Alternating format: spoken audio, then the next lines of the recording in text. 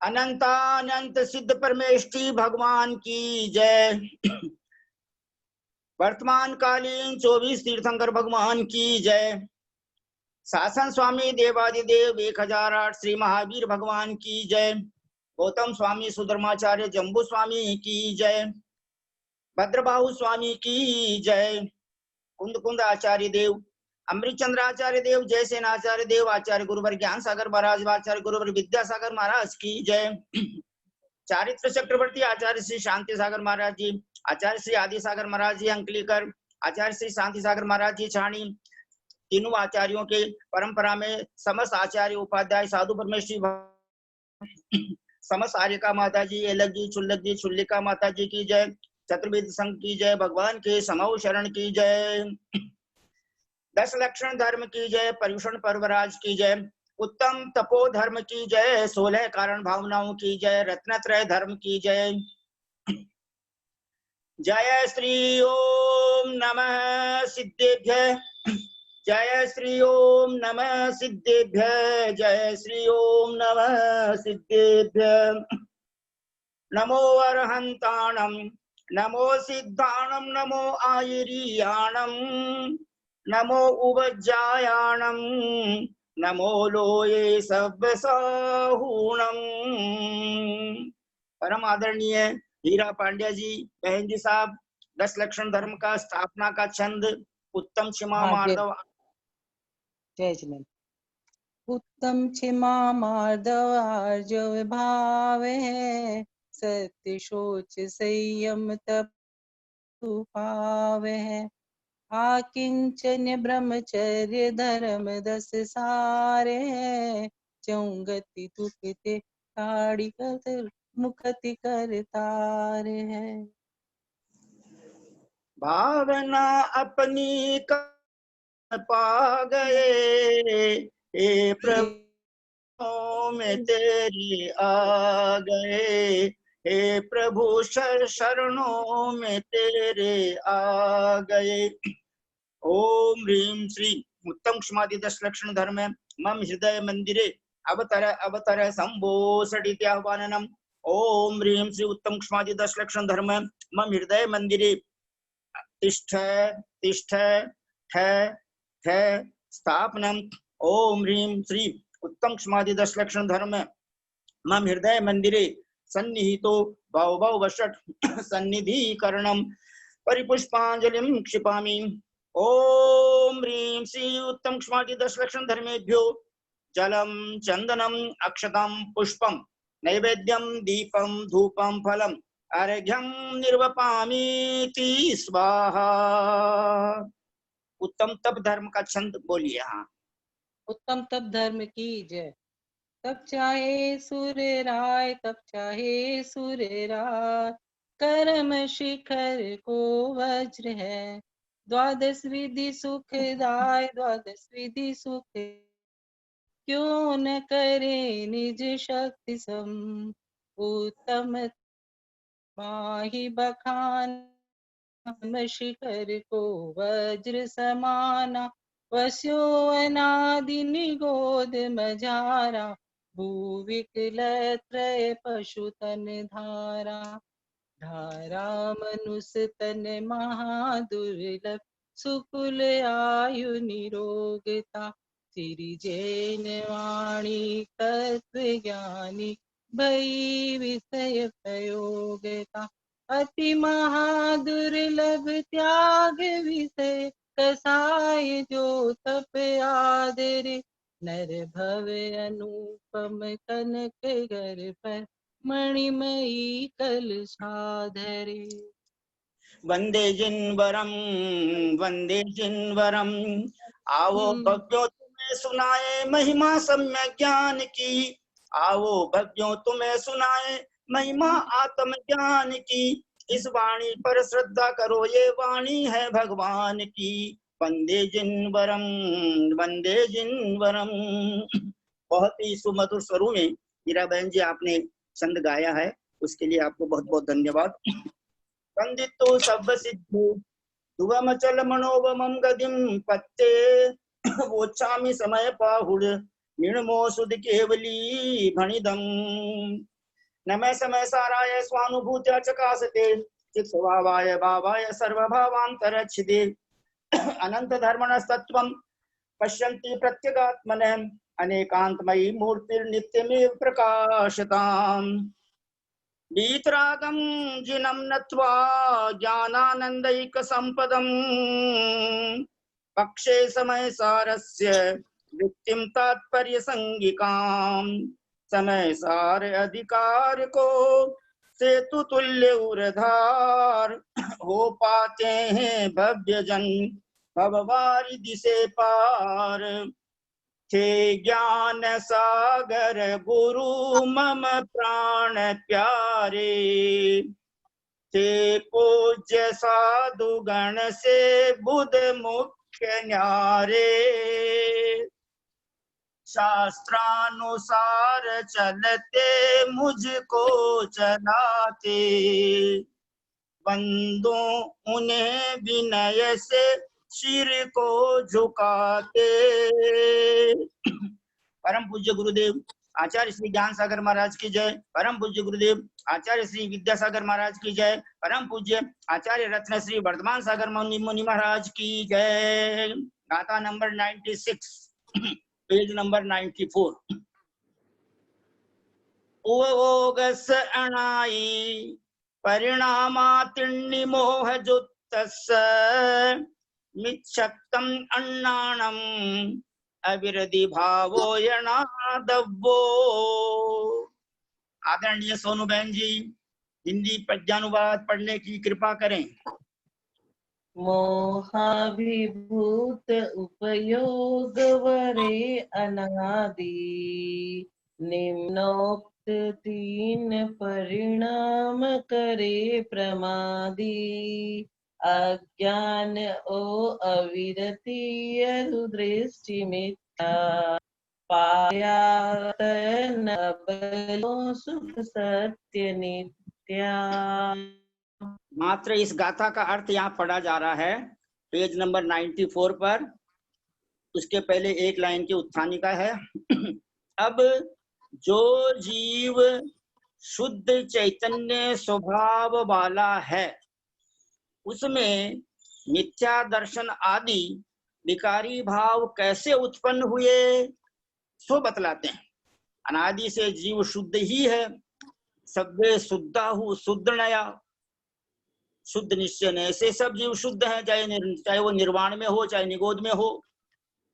और इसीलिए इस शुद्ध शब्द का प्रयोग नेमिचंद्र आचार्य स्वामी ने बमरसार जीव कांड का मंगलाचरण करते हुए किया है। सिद्धम शुद्धम प्रणमीय त्रिनिंदवर्णेमि चंदमकलंकम गुणरयणु भूषणुदयम जीवस्य परुवणम वोक्षम। उस शुद्ध जीव द्रव्य में विकार भाव कैसे आया या अनादि से दोनों साथ में कैसे हैं वो यहाँ बता रहे हैं। अनादि काल से ही हम कब से हैं जी? करोड़ों अरबों खरबों संख्यात असंख्यात अनंत अनंत अनंत वर्षों से हैं। अगर कोई केवली भगवान से पूछे कि भगवान आप तो सर्वज्ञ हो, आप ये तो बताओ कि मेरा सबसे पहला भव कौन सा था, तो उत्तर मिलेगा neither there is beginning point and not the ending. न तो शुरुआत का कोई बिंदु है न अंत का कोई बिंदु है। अनादि काल से ही मोह सहित उपयोगवान आत्मा से मिथ्यात्व अज्ञान और अवृत्ति ये तीनों भाव भी अनादि से ही चले आ रहे हैं, ऐसा जानना चाहिए।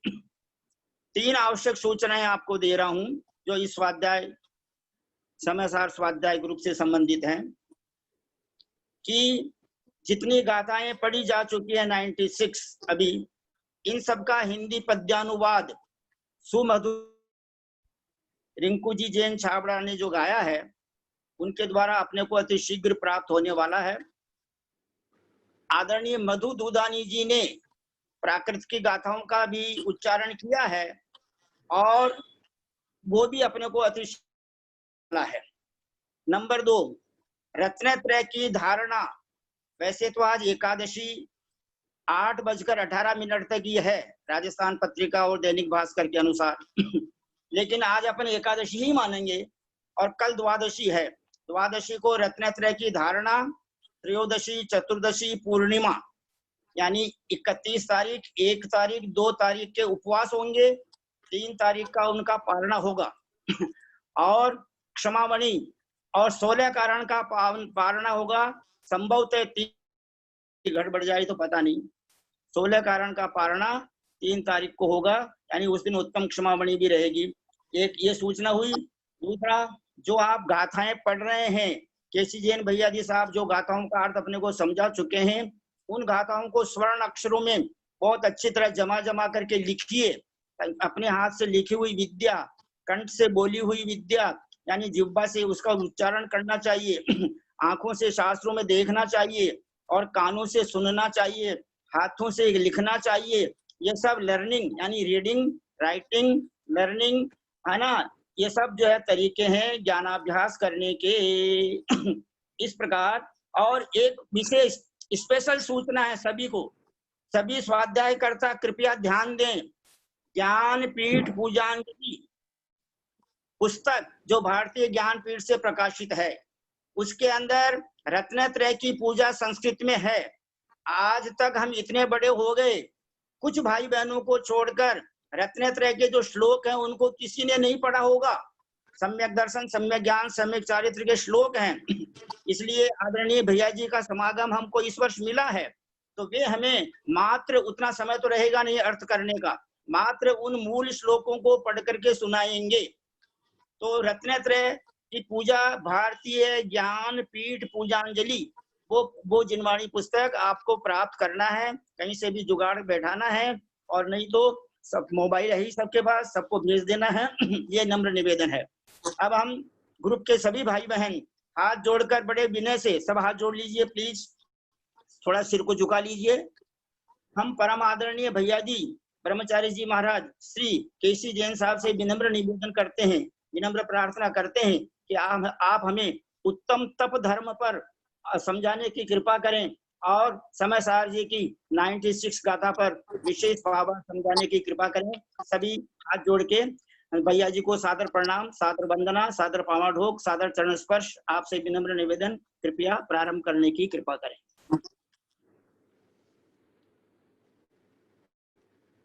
मंगलम भगवान वीरो मंगलम गौतमो गणी मंगलम कुंद कुंदाद्यो जैन धर्मोस्तु मंगलम सर्व मंगल मांगल्यम सर्व कल्याण कारकम प्रधानम सर्वधर्माणां जैनम जयतु शासनम। सर्वे श्रोतारः सावधानतया शृण्वन्तु। बोले देवादिदेव महावीर भगवान की जय। बोले आचार्य कुंद कुंद स्वामी महाराज की जय। बोले आचार्य अमृतचंद्र स्वामी महाराज की जय। बोले आचार्य जयसेन स्वामी महाराज की जय। बोले आचार्य ज्ञान सागर महाराज की जय। बोले आचार्य गुरुवर विद्यासागर महाराज की जय। बोले आचार्य वर्धमान सागर महाराज की जय। सरस्वती नमः वरदे कामरूपिणी विद्यारंभम करिष्यामि सिद्धिर्भवतु मे सदा। परिद्वार सांग जिनवाणी माता की जय। परम पूज्य सहिष्णु सागर मुनि महाराज की जय। परम पूज्य ज्ञानी ध्यानी तपस्वी सिद्धांत वेत्ता भैया वृत्य करने वाले प्रकांड विद्वान मुनिवर 108 श्री प्रभव सागर जी महाराज की जय। समस्त चतुर्विद संघ की जय।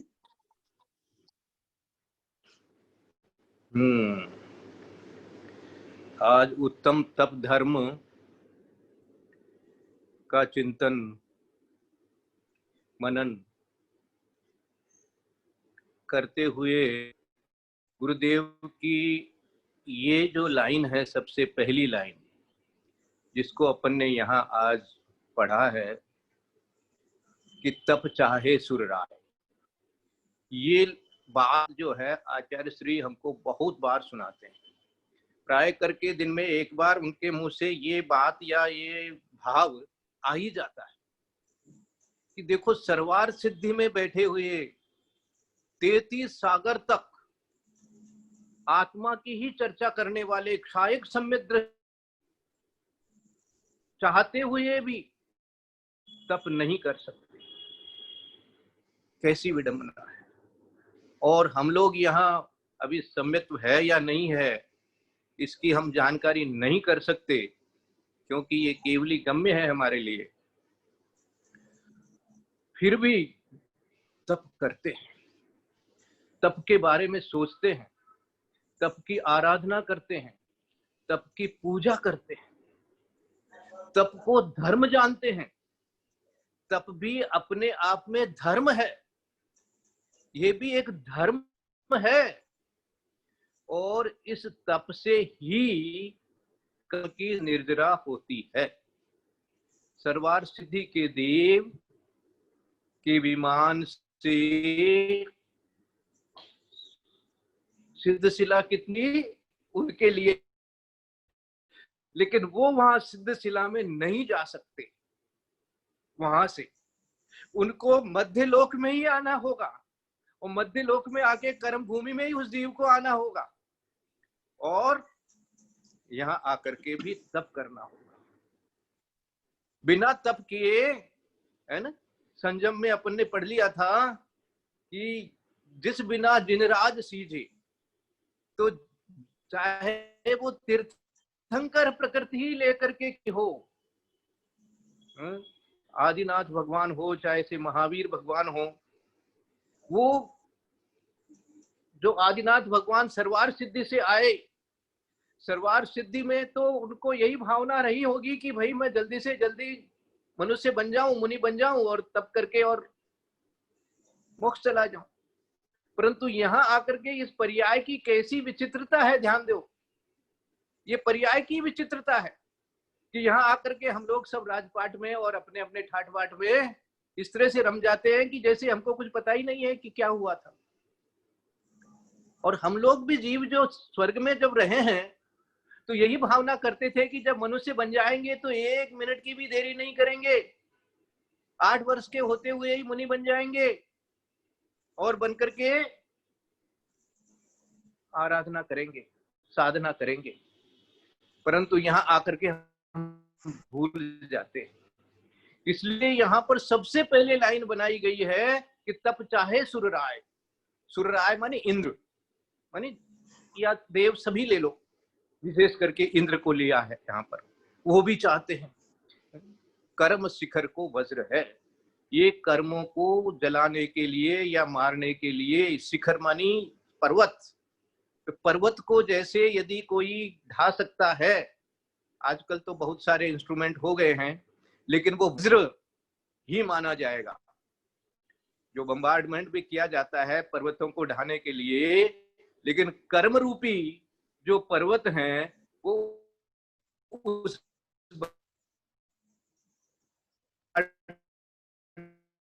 नहीं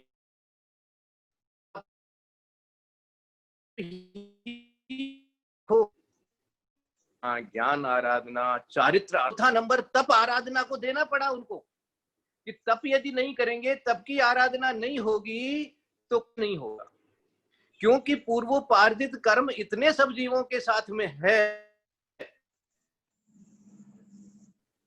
आज में भी बहुत अच्छी तरह बता दिया है कि ये तुम्हारे साथ में है, बोले अनादिकाल से है। अब अनादिकाल से जो है उसका आप कैसे, आप और स्थिति जब पढ़ोगे करणान योग के माध्यम से, जब गोमटसार कर्मकांड में थोड़ा सा भी अवलोकन करोगे तो कौन से कर्म की कैसी स्थिति होती है, कितने सागरों की स्थिति हो जाती है, तो भैया वो सारी स्थिति वाले कर्म तो अपने साथ में ही है। अब उनको एक ही जन्म में, एक ही पल में, एक ही अंतर मुहूर्त में आपको नष्ट करना है, तो कैसे हो जाएगा? वो इतना आसान नहीं है। तो इसलिए तप ही उसके लिए एक सॉल्यूशन है, और दूसरा कोई सॉल्यूशन है ही। इसलिए कर्म शिखर को वज्र है, ये तो सब जानते हैं। 12 प्रकार के तप होते हैं, 6 अंतरंग तप होते हैं, 6 बाह्य तप होते हैं। ये नाम वगैरह तो सबने याद कर रखे हैं, है ना। क्यों न करे निज शक्ति सम, ये शक्ति अनुसार करना ही चाहिए। उत्तम तप सब माही बखाना, कर्म शैल को वज्र समाना।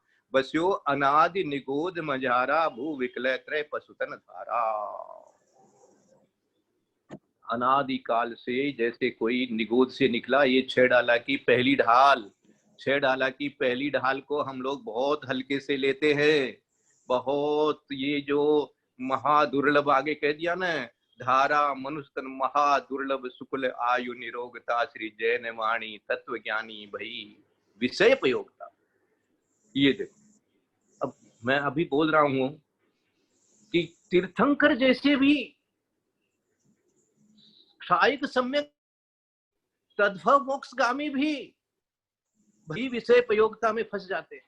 सोचो, उनके लिए भी इंद्र को चिंता होती है और नीलांजना को भेजना पड़ता है। देखो, ऐसी ऐसी ऐसी हमारे कर्मों की स्थिति है। ये कर्मों का बड़ा विचित्र खेल है। ये जो महादुर्लभ, अति महादुर्लभ धारा मनुष्य तन महादुर्लभ, इस बात को बहुत लाइटली ले लेते हैं, बहुत इजीली लेते हैं, सोच ही नहीं पाते हैं कि ये क्या कहना चाहते हैं, ये मेरे लिए क्या कह दिया है, ये क्या सचमुच में ऐसा ही है क्या? ये क्या, इसका सचमुचपना, इसका जो वास्तविकपना जो है वो झकझोरता ही नहीं है। ओ भाई, विषय प्रयोगता, विषय में उपयोग लगा रहता है, टेलीविजन चलाते रहते हैं और उसके अंदर में सब 5 इंद्रियों का विषय आराम से चलता है। ये सब हो रहा है। इसलिए अति महादुर्लभ त्याग विषय, ये विषयों को त्यागना बहुत दुर्लभ है। और कषाय को त्यागना, विषय को त्यागना, और जो तप आदरे साथ में तप करना, जो तप करते हैं उनकी अनुमोदना करना, सेवा करना, वैयावृत्ति करना, उनके प्रति आदर दिखाना, ये हमारा कर्तव्य है। क्योंकि सब एक जैसा तप नहीं कर पाते हैं, अपनी अपनी शक्ति के अनुसार ही करते हैं, लेकिन जो अपने से ज्यादा तप करते हैं उनके प्रति हमेशा अपने को ऐसा आदर होना चाहिए, भाव होना चाहिए कि हे भगवान, हमारे में भी ऐसी शक्ति हो तो मैं भी ऐसा तप करूं। कितनी प्रकार के आप पंडित जी साहब रोज कथाएं बताते हैं, तो इतने तप हैं, इतने व्रत हैं, इतने अपने खजाना भरा पड़ा है। 10 लक्षण धर्म की पूजा करेंगे विधान की, तो उसके अंदर में एक एक तप का नाम दिया, कितना तप करते हैं। संघों में जाएंगे तो वो आपको ये वाला व्रत बताएंगे, ये वाला व्रत बताएंगे, ये वाला व्रत बताएंगे, अनेक प्रकार के व्रत आपको बताते हैं। ये सब क्या है? ये सब तप है। तप के बिना जो है वो कुछ नहीं होगा। और अंत में इन्होंने कह दिया कि भैया मंदिर चाहे बना लो, मंदिर चाहे बना लो, उसके ऊपर जब तक कलश नहीं लगेगा तब तक मंदिर की शोभा नहीं बनेगी, है ना? हाँ, सब की जाती है, जब मंदिर बनता है तो सबसे भाव सबसे ज्यादा उसके, जो कलश की महिमा अलग ही है। तो ये कलश कौन सा है भैया? नरभव अनुपम कनक घर पर मणिमयी कलशा धरे। ये मणियों का कलश है क्या? तप। अब थोड़ा सा इसको अपन समय सार के माध्यम से और चिंतन करें। आज का ही दिन है और बहुत अच्छा दिन है, क्योंकि अपने को तो 15-20 मिनट में सारा कुछ जितना हो सकता है उतना लेना है। कल तो अपने पद्यानुवाद तो छूट ही गया था, कोई बात नहीं। बंदितु सब सिद्धे धूम चलम नोबमं गदिम पत्ते, वो छामी समय पाहुड़ मिणमो सुध केवली भणियम। अब देखो ये 96 नंबर की गाथा में क्या कह रहे हैं कि है ना, वो ओगस अनाई परिणामा तिन्नी मोह जुत्तस। ये मोह से युक्त, मोह से युक्त, ये मोह रूप से है साथ में, मानी जीव भी है और जीव के साथ में मोह भी है ना। ये अनादि से है, अनाई। इस अनादि के लिए जो 2-3 उदाहरण अपने यहाँ बने हुए हैं, उन उदाहरणों को अच्छी तरह समझ लेना चाहिए। एक तो उदाहरण क्या है, थन से निकला हुआ दूध, और एक उदाहरण दिया है हेम पाषाण। देखो, उस दूध में किसी ने पानी मिलाया नहीं है, इसलिए उसको उदाहरण देना पड़ा, इसलिए वो अनादिकालीन है। तो हम जो जीव हैं आज, मानी ये जो आज गाथा में पढ़ रहे हैं कि भाई ये कैसे उत्पन्न हो गए, चैतन्य स्वभाव वाला जीव होते हुए भी उसमें ये मिथ्या दर्शनादि विकार कैसे उत्पन्न हो गए। तो कैसे उत्पन्न हो गए ये जब अपन खोजेंगे तो ऐसा अपन यदि सोच लें कि पहले तो ये जीव शुद्ध था और फिर इसमें किसी ने मिला दिया आकर के मोह आदि को, मिथ्यात्व आदि को, तो ये निराकरण कर रहे हैं कि ऐसा नहीं है। देखो ध्यान देना, जो आत्मा को शुद्ध अनुभव करना चाहते हैं कि मैं तो शुद्ध हूं, त्रिकाली शुद्ध हूं, शुद्ध का द्रव्यार्थिक नय से त्रिकाली शुद्ध शुद्ध अवस्था की अपेक्षा से विचार करना या शुद्ध उसका स्वभाव अलग बात है। शुद्ध में ऐसा मान लेना कि मैं तो शुद्ध ही था, कोई बीच में आकर के मेरे अंदर में मिथ्यात्व को घुसा दिया है, ये कर्म घुस गए हैं आकर के, तो ऐसा यदि मान लेंगे तो गड़बड़ हो जाएगा, ये मिथ्यात्व हो जाएगा, ये गलती हो जाएगी। इसलिए विचार करना कि इसीलिए ये उदाहरण दो बनाए गए कि थन से निकला हुआ दूध, दूध का उदाहरण नहीं दिया उन्होंने, क्योंकि दूध में तो पानी हम मिलाते हैं, वहां पानी मिलाने वाली बात नहीं हो रही है, वहां तो थन से निकला हुआ जो दूध है, अर्थात अनादिकाल से जो जीव है, ये संसारी जीव की यही अवस्था है। वो अनादिकाल से वो अब उसमें बाद में मिला रहे हैं, पुराने कर्म जा रहे हैं, नए कर्म आ रहे हैं, ये अलग बात है, लेकिन उसका कर्म रूप जो मोह है वो मोह अनादिकालीन है।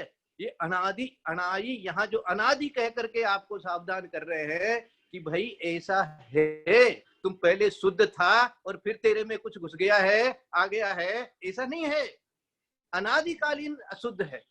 इसलिए संसारी जीव का स्वरूप बिल्कुल अलग हो जाता है।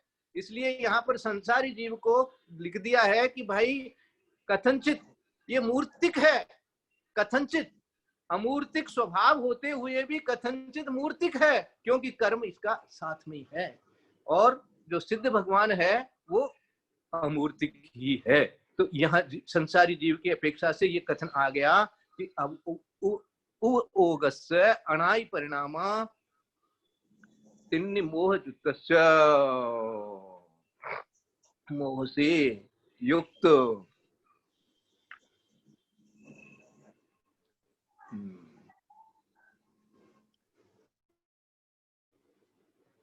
उपयोग के तीन अनादिकालीन परिणाम हैं। ये इसके क्या तीन नहीं मानी, तीनों कौन से दिए हुए हैं, जो अपने अज्ञान, मिथ्यात्व और अविरति, ये तीनों उसके कारण से चलेंगे। ये मोह के ही एक तरह से इन्होंने भेद कर दिए। ये मोह के कारण से मिथ्यात्व भी है, दर्शन तो मिथ्यात्व भी है, अविरति चारित्र तो वो अविरति है, और अज्ञान है ही है, क्योंकि ज्ञान होते हुए भी जब भी मोह साथ में रहेगा तो नियम से वो अज्ञान ही मान।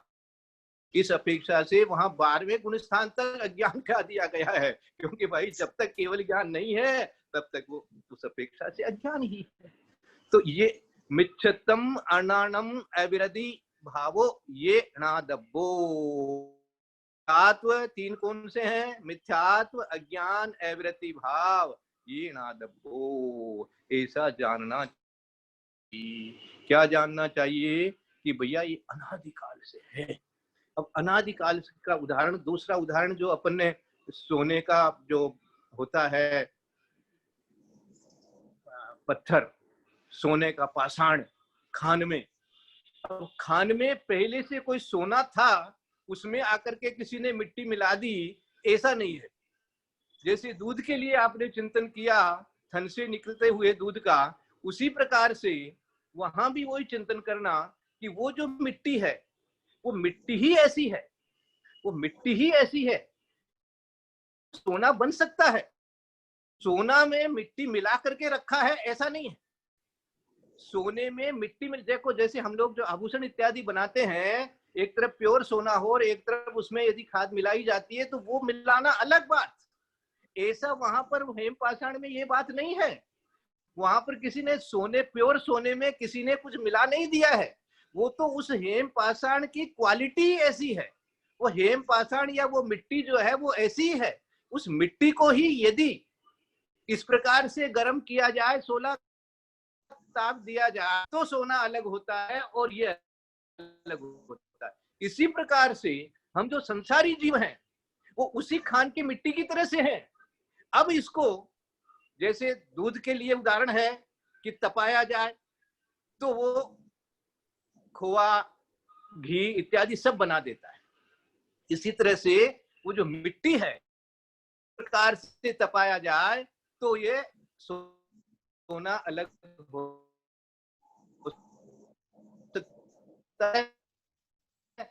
हो सकता है। तप का महत्व हुआ कि नहीं हुआ, तप के बिना काम हुआ कि नहीं हुआ, जो अनादिकाल से है उसको शुद्ध करना है, अलग करना है, ये अलग भाषा। हम कहेंगे शुद्ध करना है, वो शुद्ध करने के लिए ये तपने का ही एक प्रोसेस है। इसीलिए ये तप जो है जरूरी है और तप से ही निर्जरा होती है, निर्जरा होती नहीं है। सम्यक तप होना चाहिए, सम्यक दर्शन के साथ होना चाहिए, ये बात सब जानते हैं। तो इसलिए तप का महत्व हो गया और अनादिकाल से ये हैं, इस बात को जानने का भी बहुत बहुत महत्व हो गया, समझने की बात हो गई। अब अनादिकाल से होते हुए भी जो पहले थे वो जा रहे हैं, जो नए आ रहे हैं, ये इस प्रकार का आश्रव बंद आश्रव बंद आश्रव बंद आश्रव बंद चल रहा है पहले। और निर्जरा भी हो रही है, दो प्रकार की जो निर्जरा बताई गई है, अकाम निर्जरा से काम निर्जरा, है ना। तो जो निर्जरा से हमारा काम नहीं होवे वो तो हो रही है, चली जाएगी, कोई बात नहीं, कर्म आ रहे हैं जा रहे हैं, कर्म आ रहे हैं जा रहे हैं, ठीक है, बहुत अच्छा है। से तेरा काम नहीं सरता है, मंगत राय जी ने कहा कि तेरा काम उससे होने वाला संबर सहित करे निर्जरा। अब संबर की इंपॉर्टेंस हो गई।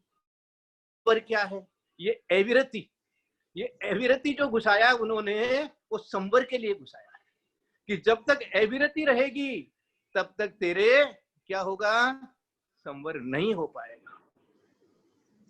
कर्म प्रकृतियों का आश्रम रुकेगा ही नहीं,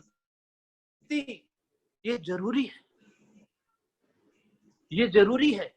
इसलिए आज का जो महत्व है वो बहुत बड़ा महत्व है, चिंतन करने की बात है। सब जानते हैं, सब जानते हैं, फिर भी वही विषय प्रयोगता, इस शब्द पर विचार कर लेना कि मेरा जो उपयोग है, कल अपन ने पढ़ लिया था कि उपयोग क्या है और द्रव्य कर्म क्या है।